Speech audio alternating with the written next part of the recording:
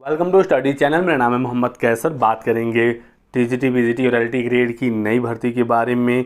दोनों की योग्यताओं में क्या बदलाव होने जा रहा है, नया पाठ्यक्रम भी होगा नई भर्ती में। साथ ही साथ बात करेंगे 2022 टीजीटी, पीजीटी और असिस्टेंट प्रोफेसर परीक्षा के संबंध में क्या लेटेस्ट अपडेट है।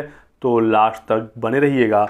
लेकिन आगे बढ़ने से पहले एक ज़रूरी सूचना, बात करेंगे रीट 2025 की इस बेस्ट बुक के बारे में जो चक्षु प्रकाशन की तरफ से आती है। दोस्तों, रीट के लिए बेहतरीन तैयारी आप इस बुक से कर सकते हैं। बाल विकास एवं शिक्षण विधि की बुक आ गई है। पेपर 1 और पेपर 2 दोनों के लिए अध्यायवार सॉल्व पेपर आपको मिल जाएगा चक्षु प्रकाशन की तरफ से। इसमें 2800 प्लस बहुविकल्पी प्रश्न है, व्याख्या सहित। एनसीईआरटी पैटर्न पर आधारित है, 100% अकॉर्डिंग टू दी सिलेबस है। विज्ञापन जारी हो चुका है रीट 2025 का और बेहतर तैयारी के लिए आप इस बुक को कंसीडर जरूर करिए।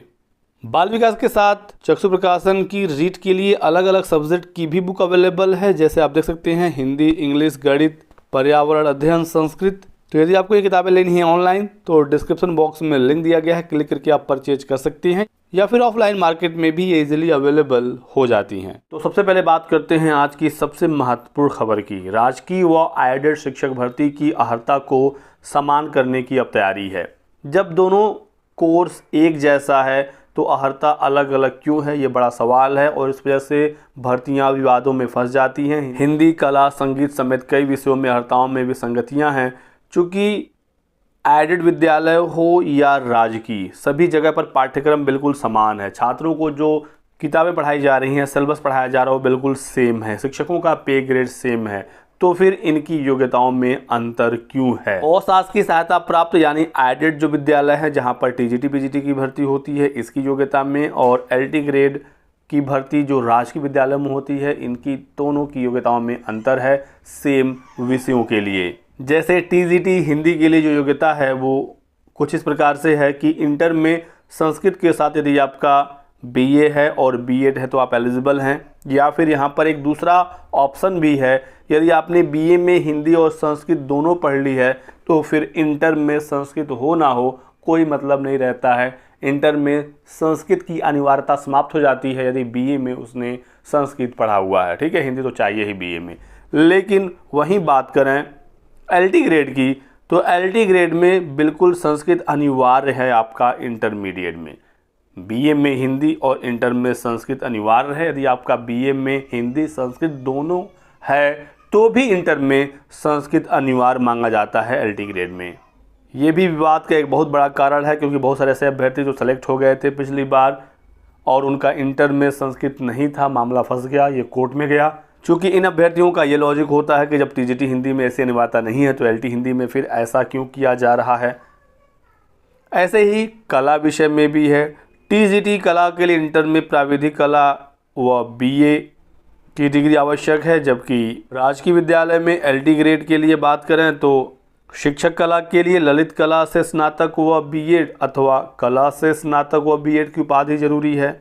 ऐसे ही संगीत में भी है। तो इन मामलों को क्लियर किया जा रहा है ताकि दोनों भर्तियों की योग्यताओं को सेम कर दिया जाए ताकि मामला कभी भी हाईकोर्ट वगैरह में जाकर ना फंसे। वहीं उत्तर प्रदेश शिक्षा सेवा चयन आयोग ने एडेड विद्यालयों में टीजीटी, पीजीटी की नई भर्ती शुरू करने की तैयारी शुरू कर दी है। आयोग के सूत्रों का कहना है कि शिक्षक भर्ती के पाठ्यक्रम का रिवीजन शुरू कर दिया गया है, तो नई भर्ती की तैयारी शुरू है और पाठ्यक्रम में भी बदलाव होगा।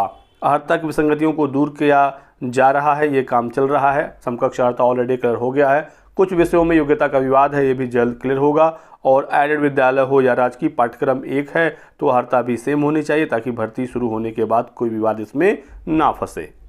तो पुरानी भर्तियों को क्लियर करने के बाद नई भर्ती दोस्तों कराई जाएगी। पहले 2022 की टीजीटी, पीजीटी और असिस्टेंट प्रोफेसर की परीक्षा होगी। असिस्टेंट प्रोफेसर फरवरी में होना है, टीजीटी, पीजीटी 2022 अप्रैल में होना है। तिथियां मैंने आपको ऑलरेडी बता रखी हैं, उन्हीं तिथियों में परीक्षाएं आपकी होंगी, तो आप लोग तैयारी करते रहिए। साथ ही साथ देख सकते हैं अपडेट नई भर्ती को लेकर भी निकल कर आई है। नए आयोग के अध्यक्ष ने बुलाई निदेशकों की बैठक, 4 जनवरी को ये बैठक होगी और इसमें नई भर्तियों के लिए रास्ते खोले जाएंगे।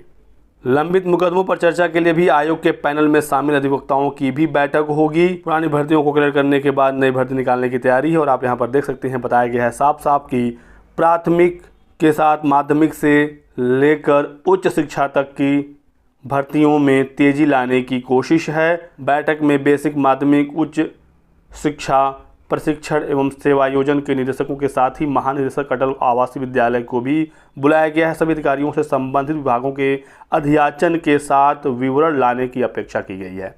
तो जो भी इस मीटिंग में आएगा वो अध्याचन लेकर आएगा कि उनके विभाग में कितने पद खाली हैं। बैठक में अध्याचन पर विस्तार से चर्चा होगी। नए आयोग के पास परिषदीय विद्यालयों में सहायक अध्यापक की भी भर्ती की जिम्मेदारी है। तो पीआरटी हो, टीजीटी, पीजीटी हो, सारी भर्तियां नए आयोग से होंगी और देखना होगा 4 जनवरी को इस मीटिंग में क्या फैसला होता है, कितने रिक्त पदों का विवरण मिल पाता है।